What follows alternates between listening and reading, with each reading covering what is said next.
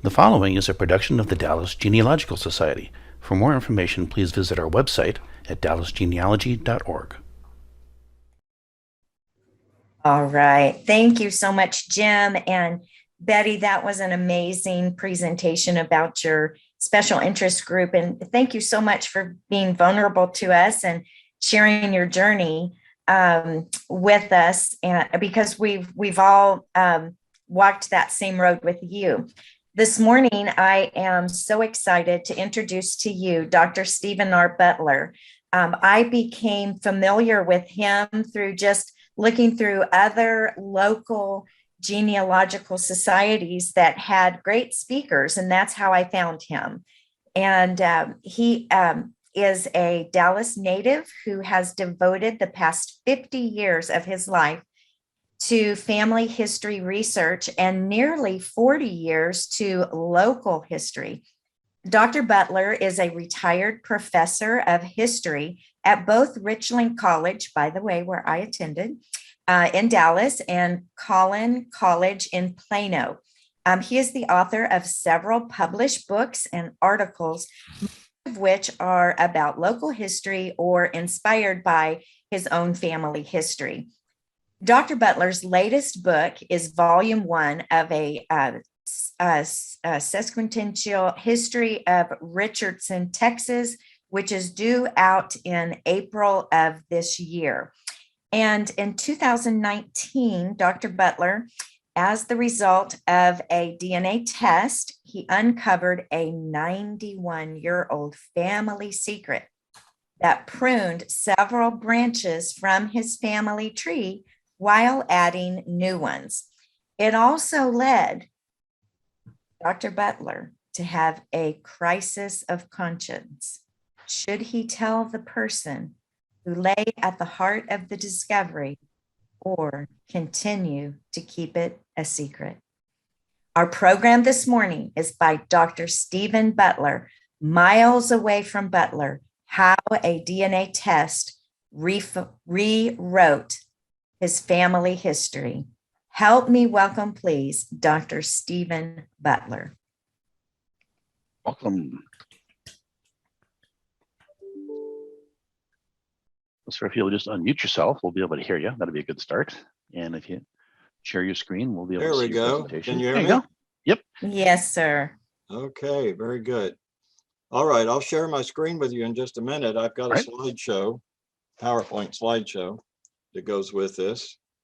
And I want to thank the Dallas Genealogical Society for inviting me back to give another presentation. I forget how many I've given over the years. I think this might be the 5th. I'm not 100% sure about that. I lose track. But in any case, I want to just let you know that today is a very personal story, but one I don't mind sharing with people, since all the people who were involved in the secret are long dead. So, you know, they can't complain. And so without further ado, I think I'll get started here. I'm going to go to share screen so you can see my slideshow. Hopefully it'll work. Let's try it. Okay, select a window or application. Okay, and there we go. And share. It's coming our way, it looks like. And can you see it all right? Yeah, we'll see your slides if you want to start your begin your slideshow. Okay, there it is. Perfect. Can you see it? We're in good shape. Thank you. All right. Okay. Well, this is the cover of the book I wrote about this discovery, Miles Away from Butler. How a DNA test rewrote my family history. So let's take a look and see how that happened.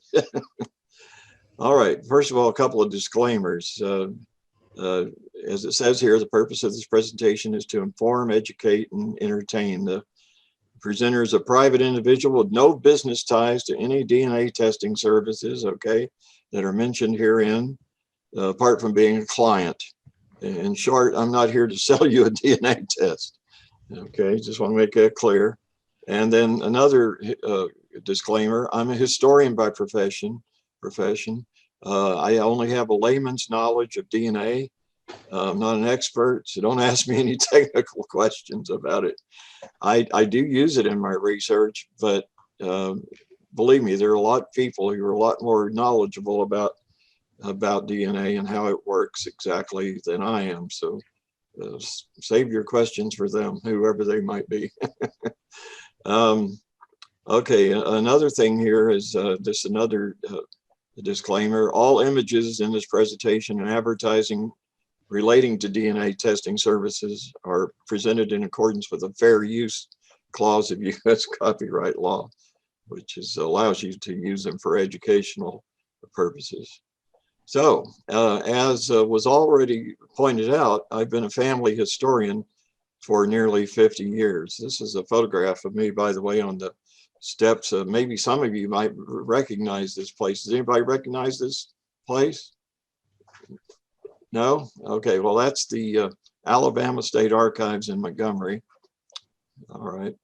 And anyway, it says, as it says here, during this time, I've traveled all over the country to visit state archives, county courthouses, cemeteries, and historic sites in search of my roots. This map shows all the states where my ancestors lived. Pink is for my mother's side, blue is for my dad's, and yellow is both sides. And as you can see, it ranges all the way from New York State down to Texas and several points in between. Mostly the South, largely the South. A few, one or two northern states, but mostly the South. And so here's some pictures of me on my travels. Some of the places I've been.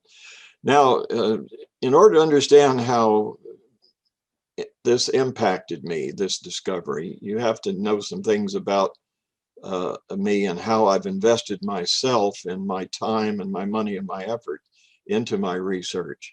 One of the things I did, which is, I figured is a pretty big thing, is that in 1989, I initiated the founding of a national lineage society called the Descendants of Mexican War Veterans. It's still in existence to this day, and its headquarters are now in Garland. And if any of you are interested, you can go online and take a look at their website.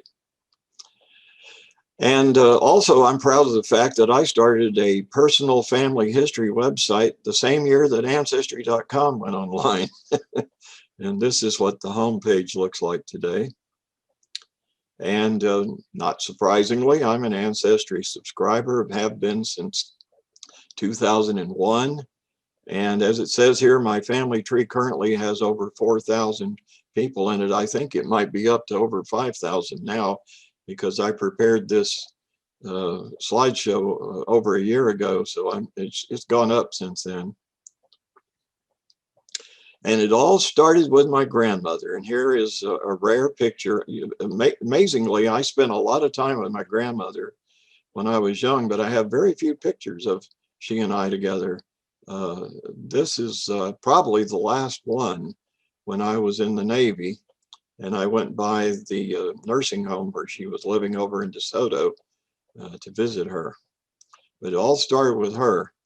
And so here's what happened. When I got out of the Navy in November 1971, I returned to Dallas. And while I was digging around in my dad and stepmother's attic looking for some of my own personal belongings that had been stored there, I came across a box of photographs that belonged to my grandmother, which my dad had taken and stored in his attic after she went into the nursing home in 1968, I believe it was, when I was in the Navy. Anyway, here are some of the pictures. That's my grandmother. This picture was taken in Dallas, somewhere around the turn of the 20th century. That's my great-grandmother, her mother. And well, I take it back. That's her grandmother, not her mother. And then this is a Civil War. This is the oldest photograph I own. This is my great-grandfather, Isaac Tate, who was in the Civil War. I think you can tell which side he fought on. He was from Alabama, so no surprises there. And that's the oldest picture I have. It's made in 62. It's a what do you call it, tintype that was made just after he joined the service. I think somebody painted a couple extra stripes on his uniform. He probably paid the photographer to do that. Anyway, and so anyway, when I saw this box of pictures, I want to know who the heck are these people, you know? And I recognized some of them in some of the more modern photos, but some of the older ones were a mystery. There's my grandmother as she looked around this time that this all happened. And so I thought I'd find out. So thus a family historian was born. So what I did is I asked my grandmother about all these pictures. Let me go back to that. So I asked my grandmother about all these pictures and who they were and all of that. And that's what got me interested in family history. That was the spark that ignited my interest. And so as it says, a family historian was born. Now, those of you who've been in Dallas for a while may recognize this building. That's the previous library that was over on Harwood Street, Harwood, corner of Harwood and what is it? Oh, let me think. Hang on, not Elm, not Main Street. Oh shoot, I'm going blank. Anyway, over by the old Dallas City Hall. Was it on Commerce? Yeah, that's it. Thank you. I'm 72 now. I have these lapses of memory from time to time. Yeah, Commerce and Harwood. Thank you very much. Anyway, so I began my research there. I remember the exact day. It was January the 11th. It was a Tuesday, January 11th, 1972. That's when I officially began my research. And unfortunately, no sooner had I started my research than one of my best sources of information, my grandmother, passed away, as you can see there on the tombstone, May the 28th, 1972. But I had no idea that when she died, she was taking a family secret to the grave with her. So now you know who was one of the parties who kept that secret. It was her. All right. So here's the question. How did I find out? How did I find out all this family secret? Well, the answer is DNA. So let's just take a quick look at DNA and DNA testing. So as you already, I'm sure already know, so I'll kind of zoom through this. Oh, that's an appropriate word, zoom. Anyway, private DNA testing, very increasingly popular. Look at this bar chart. This is amazing. 2015, that wasn't that long ago, you know, to me anyway, 7 years ago. Look at that, hardly, you know, and look at 2021. What an amazing leap in the number of DNA tests that have been sold. And there are numerous companies that offer DNA testing, and you can find all the links and lists on the internet.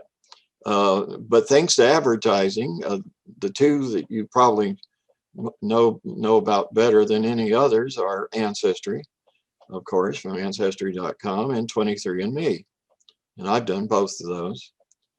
And people buy these kits for a variety of reasons.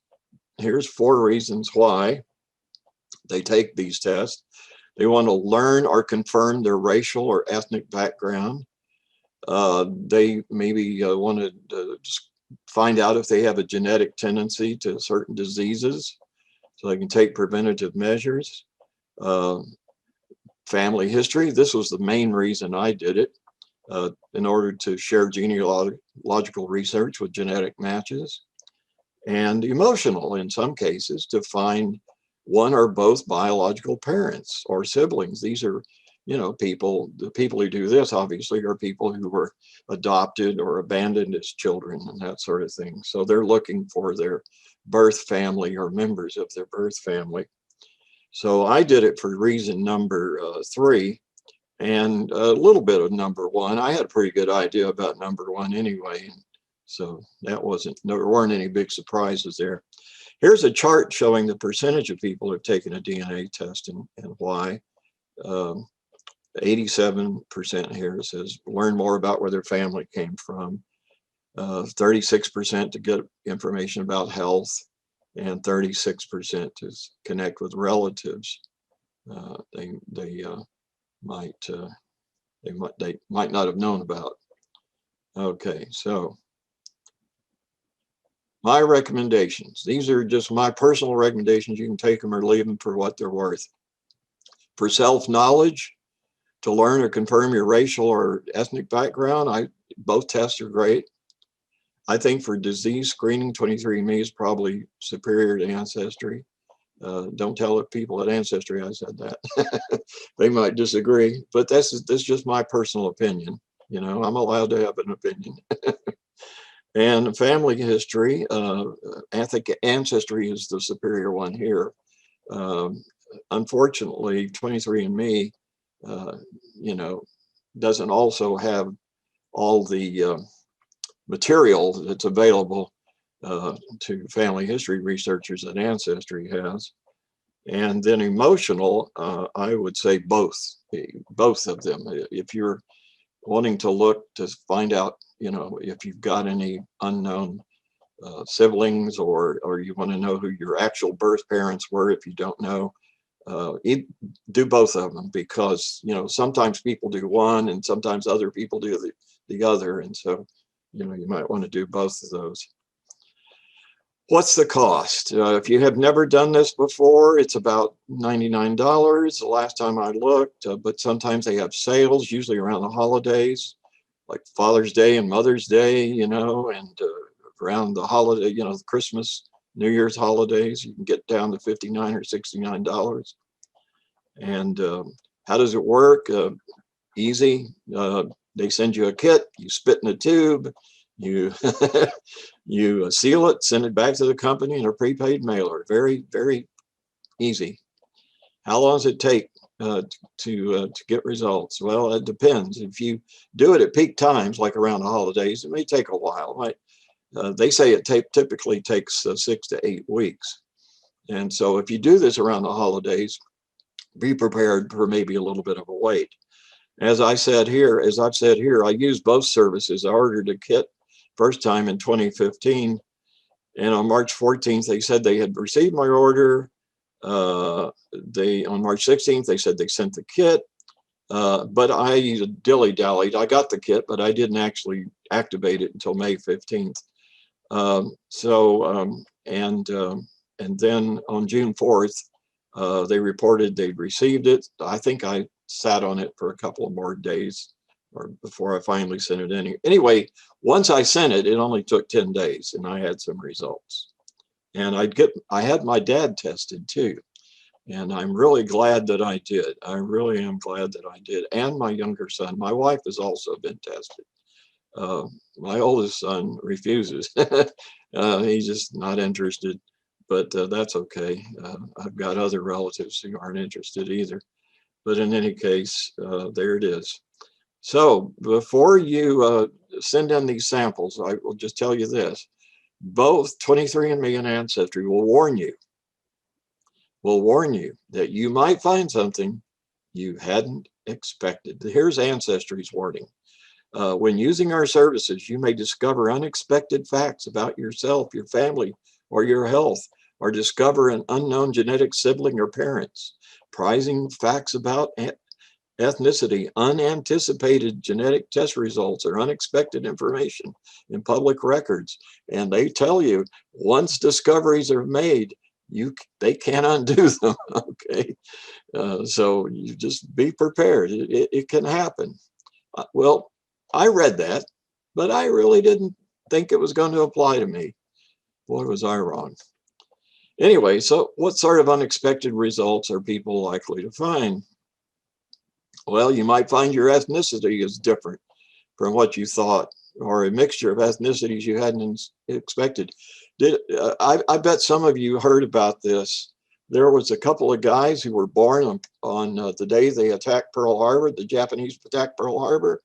I forget what state this was in. And these two guys were born in the same hospital on that date. And in the confusion and the excitement about Pearl Harbor, they got switched at birth. They ended up with the wrong families. And one of them was Jewish and the other was Roman Catholic. And so the Roman Catholic kid got raised Jewish and the Jewish kid got raised Roman Catholic. Wow, what an interesting story that was. Anyway, you might find out, hey, you're adopted. Somebody just never told you. You have siblings or half siblings you didn't know about. Which means that the man who raised you may or may not be your biological father. And or your biological father was a sperm donor, or you were switched at birth, like I just mentioned a story about that. Or you actually came from the planet Krypton, which explains why you can fly, have X-ray vision, and like to wear blue tights and red capes. And if you don't get that joke, here's a clue. Okay, sorry about that. Did I find out something unexpected? You bet I did. Oh gosh, but not at first. When I did the Ancestry Test, the results were pretty much what I expected. I've been researching family history since 71, 72. So like I say here, I already had a pretty good idea which countries my ancestors came from, primarily Western Europe, the British Isles, France, the Netherlands, Germany, and the DNA test pretty much confirmed what I already knew about my ethnicity. So here it is. This is my results. Okay. Actually, I need to upgrade this. The last time they updated this, they said I was more Scottish than anything. So if I start talking like this, you'll know the reason why. Okay, no surprises here. They also show you a list of people to whom you're a DNA match, okay, and your probable relationship. So, you know, parent, child, brother, sister, cousin, etc. And two of my first cousins on my mother's side are already been tested, so I wasn't surprised to see them in my list of matches. There were some puzzles, though. There were some distant cousins with surnames that weren't in my family tree that I'd been building since 1971. And I didn't think too much of it at first because I figure, well, they're distant, you know, maybe sooner or later I'll get around to figuring out where they fit in. But interestingly, and this is important to what's about to come here in a few minutes, is that 4 or 5 of these second and third cousins had the last name Miles. Well, I'd never heard that name before in my family history research, and I didn't think anything of it. I thought, I'll find out about that later. And that's the way things stood until early 2019. So remember, I did this first in 2015, and then in early 2019, I decided to take the 23andMe test at the urging of a cousin on my mother's side. And the reason she urged me to do it is because she took that test and she had some unexpected results. And here she is. This is my cousin Kathleen, who's now deceased. But this is a picture of me and her at her home in Arizona, in Phoenix. And she had some surprises. She had a couple of cousins that she found that she wasn't familiar with. She didn't know who the heck they were.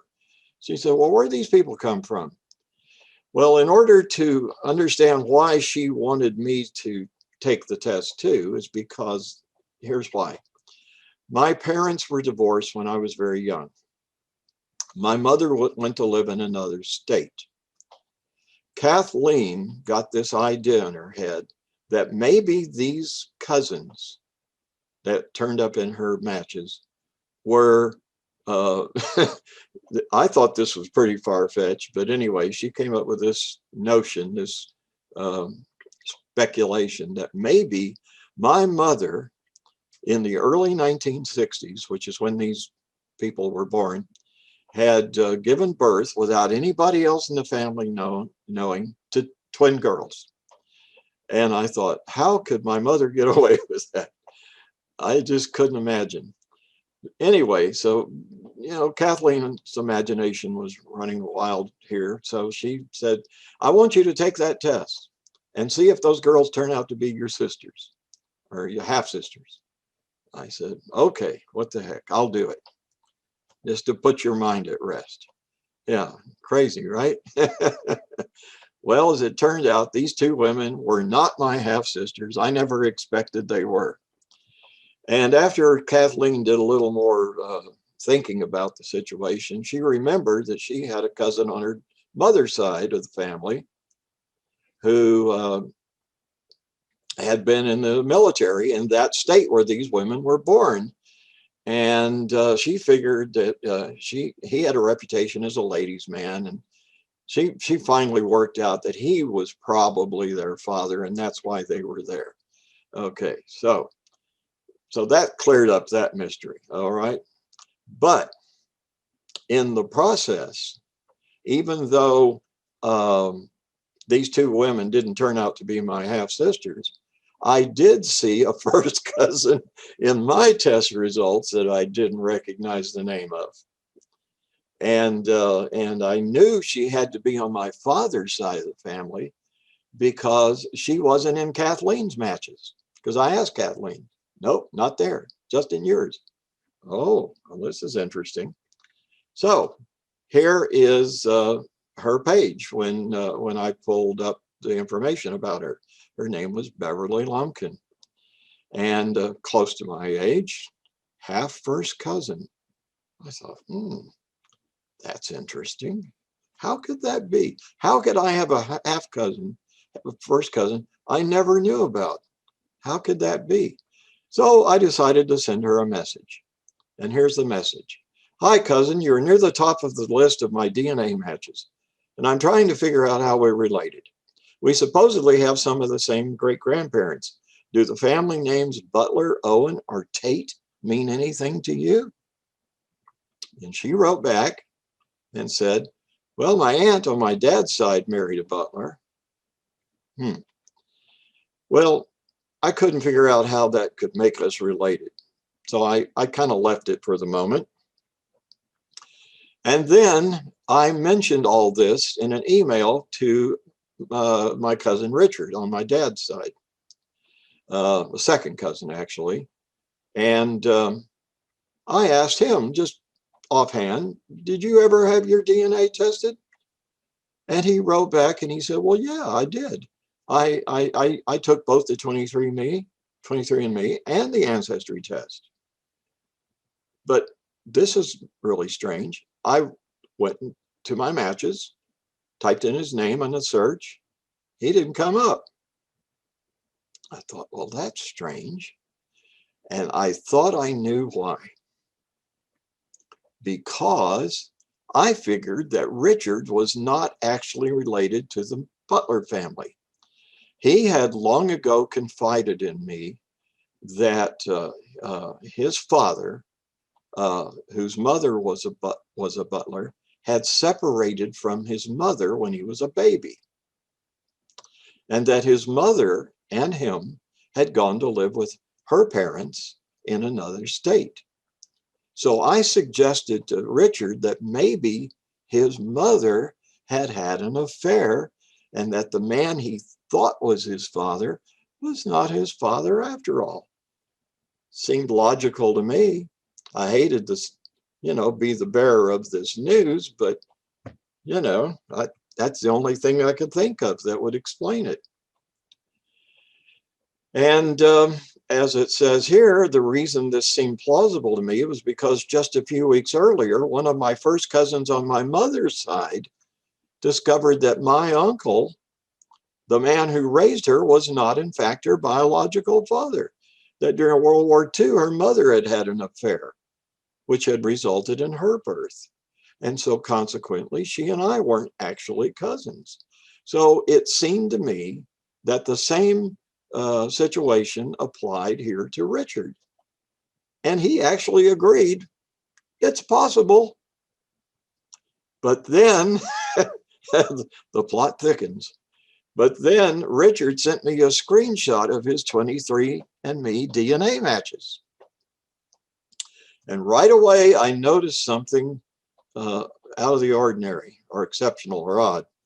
Right at the top of his list was my cousin, Aletha Hicks. Okay, this is on my father's side of the family. Here are my matches. Aletha's not at the top, but she is down at the bottom. You see the blue arrow there at the bottom? She's on my list. She's in my top 7. So I thought, that's strange. How could Richard and I be not related to each other, but we're both related to Aletha?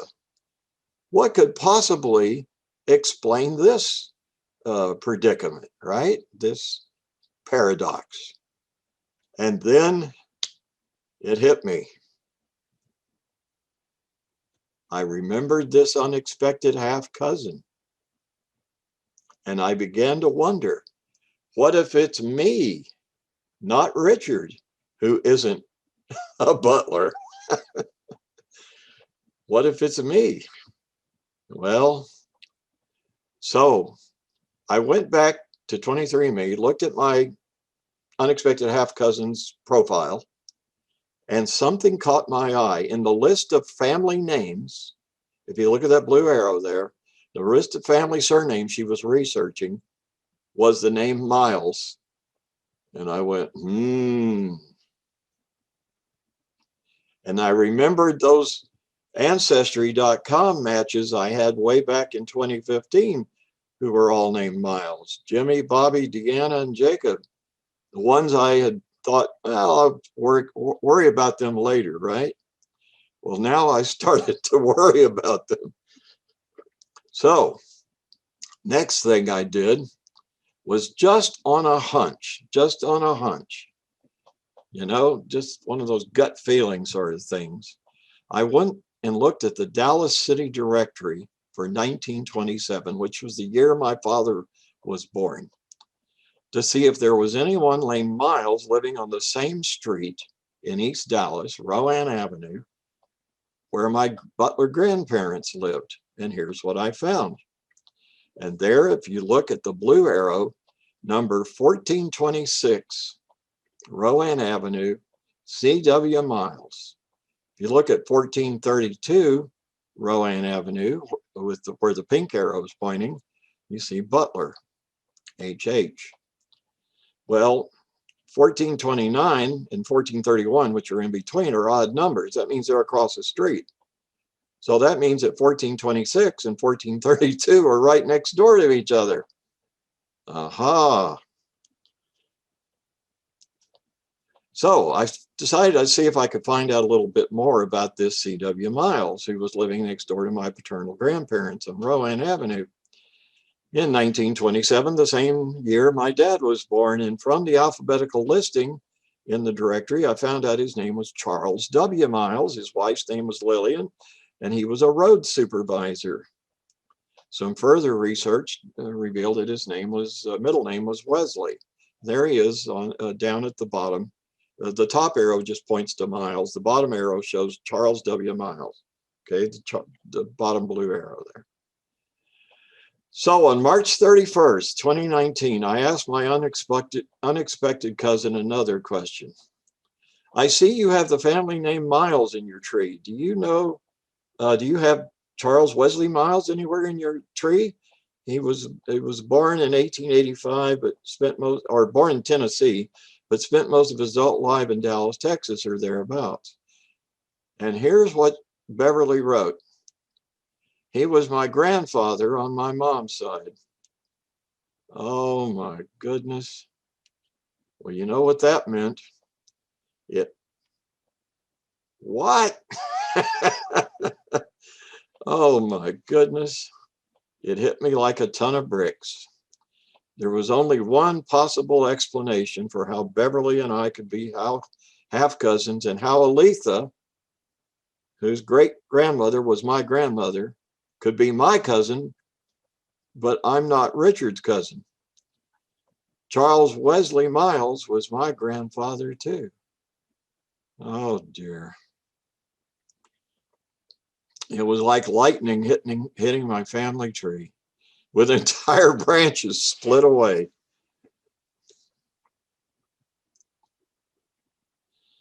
So now what? Now what do I do? I didn't know whether to laugh or to cry. So I did neither. Instead, I sent my unexpected cousin another message. Not knowing how she'd react, I told her what I'd discovered and then waited to hear back. To my relief, she took the news very well and suggested that we meet for lunch, which we did about 2 weeks later. And here we are at our first meeting on April 19th, 2019 at TGI Fridays in Mesquite. There's me and Beverly. And Beverly brought a photo book with her. And by the way, just want to mention to her too, she turned out to be one of the nicest, most accepting persons I'd ever met. Anyway, she brought this scrapbook to our meeting, and there were all these pictures she had of my new, quote unquote, grandfather and other family members I'd never seen. And here's my real grandfather, Charlie Miles. And here's a picture of my dad, taken just a few years before he passed away. And something I immediately noticed was that Charlie had longer than average earlobes, and so did my dad. In fact, his were even longer than Charlie's. And I have long earlobes too, not as long as my dad's, but they're longer than most people's. And I figured that's got to be, and of course I could see some resemblance too. Unlike his supposed father, this is the man that for all my life I thought was my grandfather, Herman H. Butler. And I always wondered about him. I'd look at pictures of him like this one here, and I'd say, I don't understand why my dad doesn't look anything like his father. And well, suddenly now I knew the reason why, because he wasn't. Oh, goodness. And here's one of the best photos that Beverly showed me. It's a newspaper clipping from a Dallas newspaper. It's not the morning news. I think it's the Dallas Dispatch, which you may or may not have ever heard of. It went out of business a long time ago. And they had a special section here called The Kids on Our Block. They do this every so often. And they went down to Rowan Avenue and they took a picture of a bunch of kids playing together. And they identified them at the bottom of the picture and who their parents were and where they lived and everything. I can't imagine them doing that nowadays, but they did it back then. And if you look at this picture, you see in the blue arrow there, on the left-hand side, there's Beverly's mother. Her name was Willie Mae Miles. There's my Aunt Ruth Butler, my dad's sister, or turns out half-sister, both half-sisters, as it turns out. My Aunt Ruth right there, standing in front of Willie Mae, and my new uncle and my dad's new half-brother, Roderick V. Miles. That just floored me, this photograph. It just really did. Here's the bottom part of the picture. The front row, Ruth Butler, daughter of Mr. and Mrs. H. Butler, 1432 Rowan. And then down there at the bottom it says middle row, Willie Mae Miles, and C.W., daughter of Mr. and Mrs. C.W. Miles, 1426 Rowan, et cetera, et cetera. And it also mentions RB there too. So I was really astonished by this. That was just amazing. And here's a remarkable coincidence. Just a few weeks earlier, in February, I had taken my dad down to Rowan Avenue to see the place where he was born. He was born in his family's house. Well, the house isn't there anymore. You can see in this picture, that's a photograph of me holding a photograph of the house is what it looked like. And then there's me and my dad in the middle, and then there's that photograph from the newspaper. And so that picture was probably made somewhere near where we were standing. Oh, golly. Beverly also showed me a photo of my great-grandmother, Margaret Hodge, or Jones. She was married twice, Charlie's mother, and I found out she was buried up in Caddo County, Oklahoma. And so following my meeting with Beverly, my first impulse was to learn all I could about this new branch of my family tree. So on a spring Sunday, I visited Grandpa Charlie's gravesite at Laurel Land Cemetery in Oak Cliff. So there I am doing it. And on the way back home to Richardson, I decided, since I hadn't been there for a while, to stop and see my grandmother's grave just off of, at the corner, it's a place called Forest Lawn, just off at the corner of Walnut Hill and Harry Hines Boulevard. We'd had a lot of heavy rain recently, and I was dismayed to see that her grave marker was underwater here, and that parts of the family plot were flooded. Now this would end up having some important implications, but I'll get back to those in a few minutes. And then I went to visit my great-grandmother, Margaret's grave in Oklahoma, out in the middle of nowhere. I don't know if any of you have ever heard of Fort Cobb, Oklahoma. And no offense to anybody who's from there or from Oklahoma, this is in the middle of nowhere, okay? It's out on the Great Plains. It's just flat, and there's nothing around hardly except the town, you know, and farmland. It's and I couldn't help but wonder why on earth she left Tennessee and went to live there, you know. But anyway, that's another mystery I haven't figured out yet. So I went to Tennessee because I wanted to see the place my grandfather was from, Franklin County, Tennessee, right in the middle of Tennessee, just above Alabama. And I'd been to Tennessee before, but I hadn't been to that particular place. It's the county seat is Winchester, and there's a picture of me in front of the county courthouse. And I just loved Tennessee, that part of Tennessee. You know, it's beautiful, beautiful. They've got all these hills and mountains and waterfalls. I saw more waterfalls in just a few days than I ever seen in my whole life prior to that time. And it was wonderful. I did a little research there in the courthouse, but just mostly I wanted to acquaint myself with the area. And I really enjoyed my trip. I really did.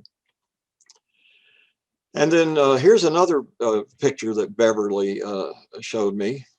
I discovered that after he came to Texas as a young man, around the turn of the 20th century, he got married in Dallas in 1908. There's the clipping down at the bottom of the picture from the Dallas Morning News. Reverend George Truett of the First Baptist Church performed the wedding ceremony. And Charlie and his new bride, Lillian Dalton, ended up going to live in Richardson.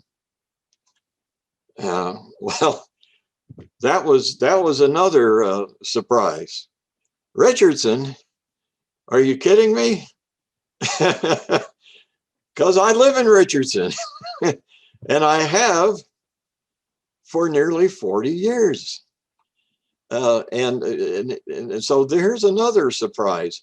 For most of the time I'd been living here, I thought my ancestral home in Texas was a town called Fairfield.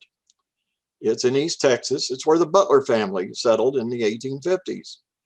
And I discovered, to the contrary, that I'd been living in my ancestral home in Texas, if you don't count Dallas, where my grandmother's family settled for nearly 40 years. Whoa, what an amazing coincidence. So anyway, all this led me to have some hard questions to answer. Who should I tell about my DNA surprise? Who should I tell? Okay. And more importantly, of all the people I could tell, should I tell my 91-year-old father? By coincidence, my dad had moved into a retirement home the very same day I made my DNA discovery, and here he is outside his new apartment. After living at the same address for 40 years, he suddenly had to adjust to a new place. And he was declining physically and mentally. So how would he take the news that his mother had kept the secret of his real father, all his life? How would he take that? I didn't know. And so, as far as I know, because I asked Beverly about this, and she didn't know anything about what Charlie may or may have done. So neither one of us knew, whether Charlie had ever made any attempt to recognize my dad as a child or ever had anything to do with him. And so he could have. He was alive until 1958. It's possible. Herman Butler, the dad my dad thought he had, that almost rhymes. Oh, it does. Anyway, he died in 1935. So my dad grew up pretty much most of his life, his childhood, without a father. But he had his father living nearby in East Dallas for most of those years. He could have contacted my dad anytime after my grandmother's husband died, right? He could have. Did he? I don't know. So I wondered, apparently he didn't. So how would my father feel about this? Would would he accept this information? Would he reject it? Would it send him into an emotional tailspin? This is the crisis of conscience that was referred to earlier. What should I do? Should I tell my father? He's at the heart of this, right? And in the end, after a great deal of soul searching, as they call it, I decided not to tell him because I thought it would do him more harm than good. What good would it do at this stage in his life to tell him? He had lived for 91 years without knowing. So what difference could it possibly make now? He couldn't have anything to do with his father, and he's long dead. So I kept my grandmother and Charlie's secret, but not from everybody. I did tell my sons. I told my wife. I told a cousin I felt like I could trust. But I decided I wouldn't tell my two half-brothers because my dad remarried and had two more sons by a different wife. I thought I would wait until my dad was gone before I would tell them, okay, and anybody else, because I didn't want anybody to accidentally tell my dad. I wanted, him not to know. I just didn't think it would do him any good. But I wanted Beverly to meet him. So when I had my 70th birthday party out at White Rock Lake, you may recognize the bathhouse here. I threw a birthday party for myself in the picnic area near the bathhouse at White Rock Lake and invited some friends. And I passed off Beverly as a colleague from one of the colleges that I taught at. And everybody bought that story. And so here's a picture of the group, and there's me with my dad, and there's Beverly back there. And so she got to meet him, which was great. I also showed Dad the picture that she had in the newspaper of his sister Ruth with Beverly's mother. And I said one of the reasons why Beverly and I got to be friends is we found out our grandparents had lived on the same street in East Dallas, you know, which was true. But, you know, we didn't go any further with that in the explanation.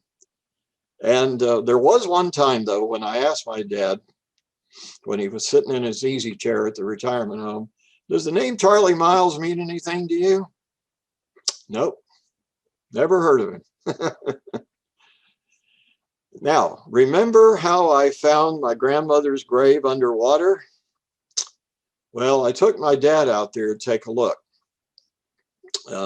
Because the retirement home he was living in wasn't too far from this place. And he was shocked too. And he said, you know, we need to do something about this.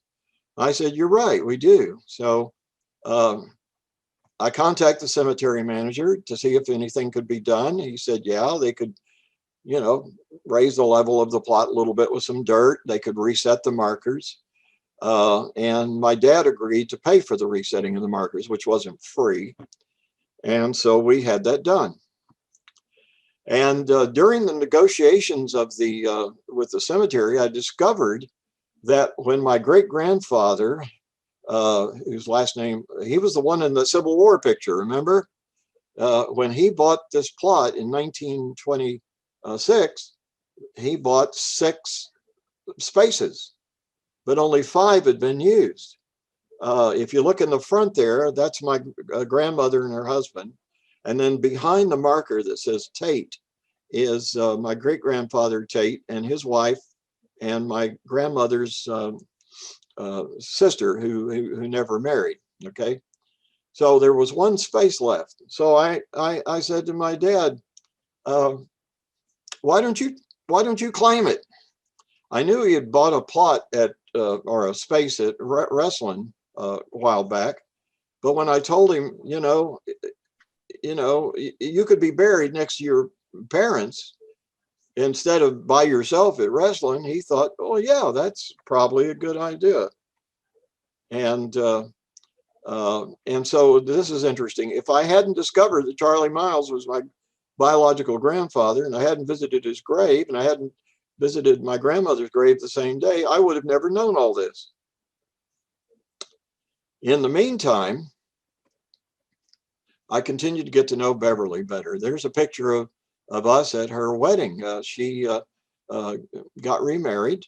Her husband had died a few years ago, and she met a great guy named Frank, and they decided to get married in September 2019. And so I went to their wedding in Mesquite. And so here's a picture of me and Beverly at her wedding, on her wedding day. And then not too long after that, my dad passed away.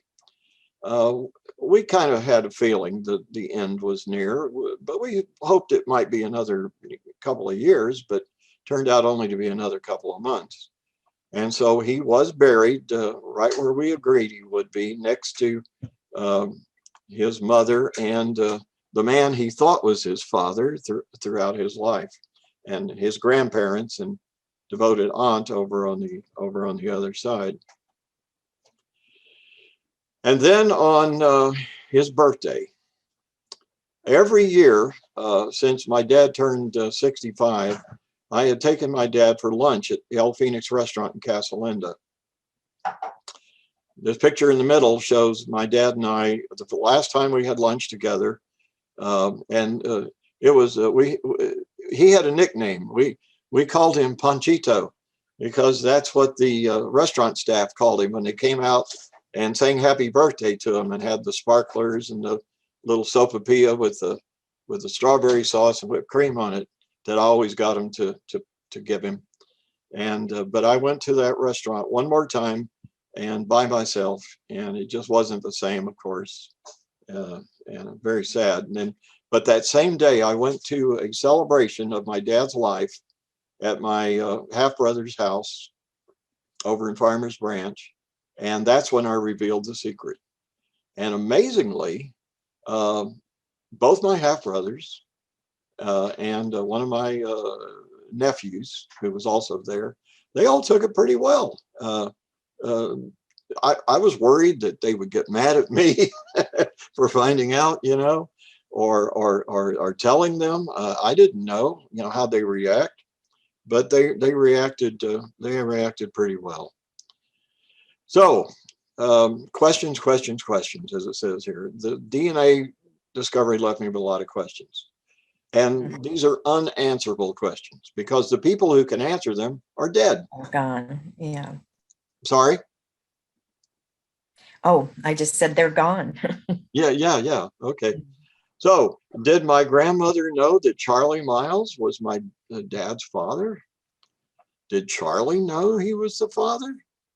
Did my grandmother's husband know that Charlie was the father? Was the relationship long lasting? A one night stand? Was it consensual? I don't know. If my grandmother knew or even suspected that Charlie was my dad's father, why didn't she tell anybody? Especially my dad when he was younger, after her husband died, and if Charlie knew for sure, if he did, why didn't he ever have anything to do with my dad? Here's another question. What's my name? Discovery that by rights, my last name should be Miles instead of Butler kind of shook me up at first. It troubled my oldest son a bit too. To help him accept it, and me too, I reminded him there are a lot of people who don't have the same surname as their ancestors. One example that quickly came to mind was my wife, who had legally changed her surname when she reached adulthood. One of her uncles had done the same thing and actually chosen the same name. My wife's paternal grandfather, an immigrant from Russia, had also changed his surname. A lot of immigrants have done that. I found out with my youngest son's girlfriend's immigrant ancestor when I helped her do her genealogy, discovered that she wasn't a Smith, but a Schmidt. Must have changed that during World War I when there was all that anti-German sentiment in the country. So a rose by any other name, as Shakespeare said. I also pointed out some people deliberately changed their first names. President Bill Clinton was originally named Bill Blythe, but he took the surname of his stepfather, Roger Clinton. President Ford, his original name was Leslie King Jr. He adopted his stepfather's first, middle, and last name, not just his last name. A lot of actors and musicians have done that. Marion Morrison, John Wayne, Reginald Dwight, Elton John. Also pointed out a lot of people are adopted and most of them keep their adopted name, which is what my father did, only unknowingly. So whether or not my Herman Butler knew my dad was not his child, in effect, he had adopted him, giving him his surname. And since we've had it now for 4 generations, my dad, me, my sons, one of my sons also has some sons, we've decided we'll keep it. But I'm still a bit troubled. I think the thing that troubles me the most about this is because my grandmother never revealed her secret. Not only did my father never know the name of his biological father or even have a chance to know him, I spent nearly 50 years as a family historian, wasting my time and money and effort on researching the wrong family. In order to understand how much that troubles me, you just have to know how much I've invested in this research. It has been and still continues to be as important to me as stamp collecting, coin collecting, watching football, ballroom dancing, or any of other 100 other hobbies or pastimes of other people. The amount of time, money, and effort I spent barking up the wrong tree is literally enormous. But do I blame my grandmother? Well, as it says here, how can I? I'd loved her very much. She was a nice, sweet lady who provided me with a lot of love, attention, and occasional pocket money. Well, she always said, don't tell anybody. She'd slip a quarter in my hand or a 50-cent piece or even $1, so once in a blue moon. And I understand why she kept silent, because this sort of thing, especially in the 1920s, was just something that would have caused her no end of trouble, and my dad too, and Charlie as well. And so I understand why she didn't, say anything. And of course, she couldn't possibly have known what I was going to do in terms of family history, because she died only a few months after I started my research. Mm. Anyway, here's another thing I did to help me deal with all this. I wrote a book, and here it is, Miles Away from Butler.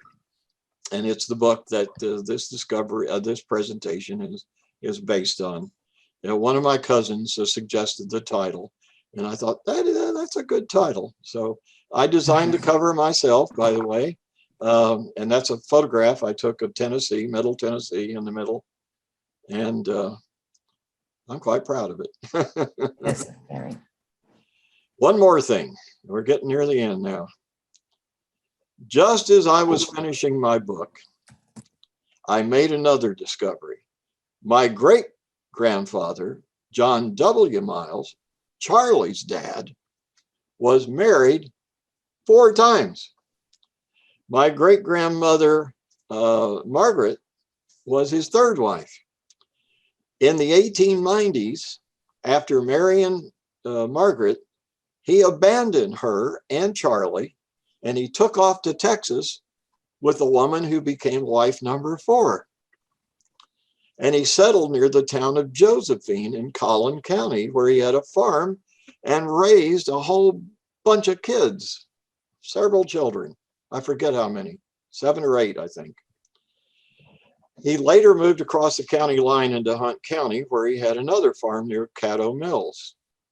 So up until this time, I never knew I had any roots in Collin County. I knew I had roots in Dallas County, but I never knew about Collin. So great-grandfather John W. Miles died in 1928 in Greenville, Texas. He's buried in a little Oddfellow cemetery, little country cemetery near Caddo Mills. So in January 2020, cousin Beverly and I went out there to visit his gravesite. And here we are. Oh, that's. And that's all, folks. Oh, that is fantastic. Thank you so much, Dr. Butler. What an amazing journey you have been on. I am just in awe of what you've discovered and how you've put your presentation together. That is fantastic. We've had so many great comments in the chat. Before I go to Q&A, I would like to ask you, Dr. Butler, how can we order your book? I'm going to put the book cover into the chat for people to see. And then, but how can we order? I know I see it on Ancestry.com, but do you have books in stock that we can order directly from you? Well, no, you can't order them directly from me. I do my books. I have my own little publishing company. It's called Poor Scholar Publications, because I'm a poor scholar. Not poor in quality, poor in financially. And it's all, I sell through Amazon.com.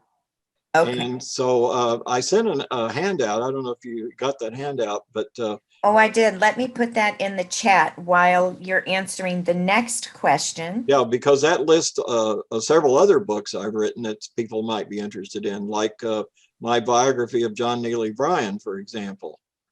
Yes, I will get that in the chat. And one of the questions in the chat was, have you done your Y DNA from family tree DNA? No, I haven't. Okay. I've only done 23andMe and Ancestry. Okay. All right. Great. And do we have any other questions? Feel free to unmute your microphone now. And this is the time when we can ask Dr. Butler questions, or if you have some comments and praises for his presentation, this is a perfect time to do that at this time.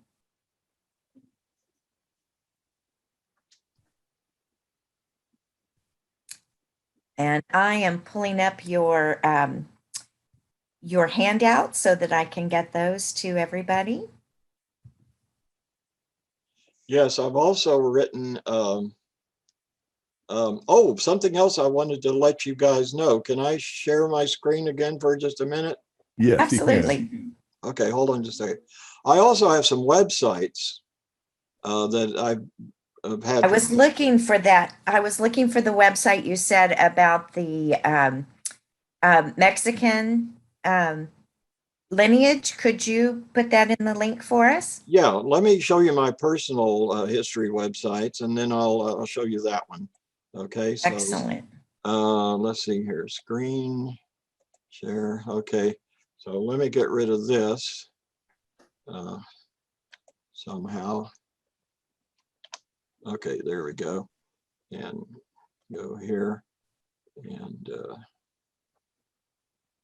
let's see. Okay. Well, first of all, I wanted you to see this. I have a website called An Unofficial Guide to Historic Fair Park, which you might want to visit. There's also an unofficial guide to Scenic White Rock Lake. Here is a, I can't quite see it here. Well, this thing keeps getting in the way. Let me. You can move that, slide it down or up. You can grab. Off to the side. There we go. Yeah. Here's a guide to the history of Dallas, Texas. Love that. And a guide to the history of Richardson, Texas. And this contains information about my forthcoming book. If any of you live in Richardson or know anybody who does, you can tell them about this. I've written a book, volume 1 is about to come out, about the history of Richardson, Texas. It's the most thorough account of Richardson's history that's ever been published. It's going to be almost 300 pages long. So, oh, wonderful. And 8.5 by 11 size. And then you wanted that other one. Let me see here. I'll Google it. The Mexican American. Yeah, descendants. Hold on. Descendants of Mexican. There we go. War veterans. Here it is. There's the website. Descendants of Mexican War veterans, honoring U.S. veterans of Mexican War. And here's what's really, I think, one of the things that grieved me the most about this discovery is that I founded this organization. I was the president for 12 years, and I don't qualify for membership. Oh, goodness. Because the man whose lineage I joined on, he's not my ancestor, not anymore. Well, he never was, but I didn't know that. So perhaps take an exception in this case. Well, they've allowed me to remain as an associate member. Okay, so there is a place for associate members who may not have a ancestor who actually fought in the U.S.-Mexican War. Oh, goodness. And I've been trying to find a replacement in my family tree, but unfortunately, so far, I haven't been able to find anybody else who, among my actual ancestors, who did. Oh, goodness. War. Yeah, and it's pretty embarrassing, to be honest. You know, I'm so sorry to find out that I was a president of an organization I helped to found, and I'm not even qualified for full membership. Oh, goodness. Yeah. Well, I have now included the PDF that Dr. Butler has provided for us, and that is now in the chat. You can download that onto your own computer, and then several of the links are that you have discussed are now in the chat. And we also have a question, Dr. Butler. Where did you go to high school? I went to R.L. Turner High School in Carrollton. Oh. From 63 to 67. Excellent. Super cool. Yeah. All right. Okay. I'm going to check the chat. So if there are any other questions, feel free to ask that now. And if you would like to share your praises and what you thought about Dr. Butler's program, please do that now while I'm scrolling. And I think we should just give him some great praise for what he's done. This was an amazing discovery, and we do really appreciate you sharing that with us. And Shirley, did you have a question? Oh, you just give him the thumbs up. Yeah, I appreciate that. Yeah, we really appreciate it, Dr. Butler. I've been kind of eyeballing the chat, and there's been lots of thank yous and great stories, and a lot of people think it's just a really interesting and emotionally charged story as well. So a lot of terrific program comments. So thank you very much for being with us today.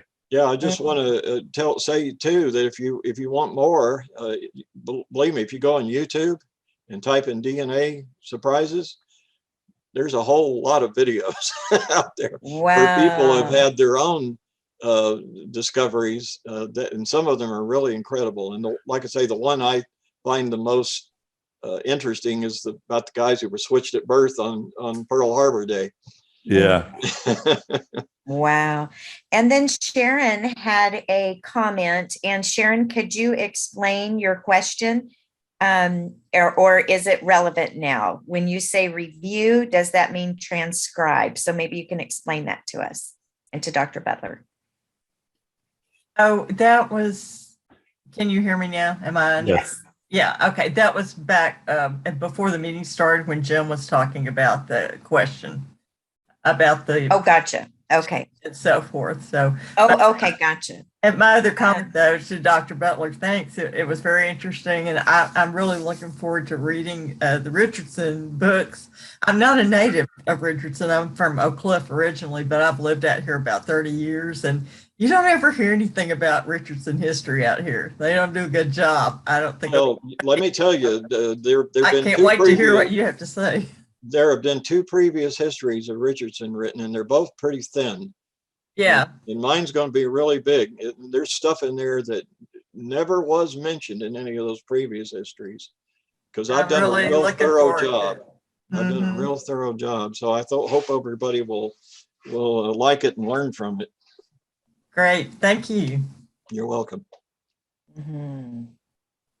Anybody else have any questions? Okay, well, Dr. Butler, thank you very much for being with us. We really enjoyed the presentation. And if there's nothing else we need to discuss, we'll go ahead and adjourn this meeting for today and hope to see you all back in April. Sounds okay great. then. Well, thank you for having me. Appreciate it. Thank you very much for being here. Dr. Butler. You did an excellent job. I had no doubt. Yeah. Thanks a lot. All right. Thank you so much. Bye. This has been a production of the Dallas Genealogical Society. If you're already a member, thank you. Your fees have been supporting these and other society activities. If you're not yet a member, please consider joining now. Go to dallasgenealogy.org and click on the membership tab.